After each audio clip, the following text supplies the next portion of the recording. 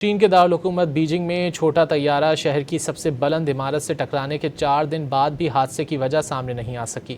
حادثے میں طیارے کا پائلٹ ہلاک ہوا تھا جبکہ زمین پر موجود 13 افراد زخمی ہوئے۔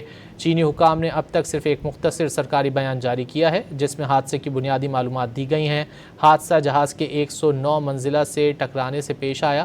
غیر ملکی میڈیا کے مطابق حادثے کی ویڈیوز اور تصاویر چینی انٹرنیٹ اور سوشل میڈیا سے ہٹا دی گئی ہیں۔ چین کے دارالحکومت بیجنگ میں چھوٹا طیارہ شہر کی سب سے بلند عمارت سے ٹکرانے کے 4 دن بعد بھی حادثے کی وجہ سامنے نہیں آ سکی۔ حادثے میں طیارے کا پائلٹ ہلاک ہوا تھا جبکہ زمین پر موجود 13 افراد زخمی ہوئے۔ چینی حکام نے اب تک صرف ایک مختصر سرکاری بیان جاری کیا ہے جس میں حادثے کی بنیادی معلومات دی گئی ہیں۔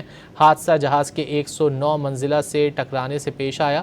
غیر ملکی میڈیا کے مطابق حادثے کی ویڈیوز اور تصاویر چینی انٹرنیٹ اور سوشل میڈیا سے ہٹا دی گئی ہیں۔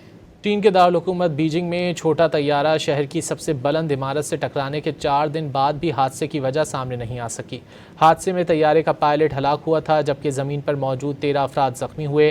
چینی حکام نے اب تک صرف ایک مختصر سرکاری بیان جاری کیا ہے جس میں حادثے کی بنیادی معلومات دی گئی ہیں۔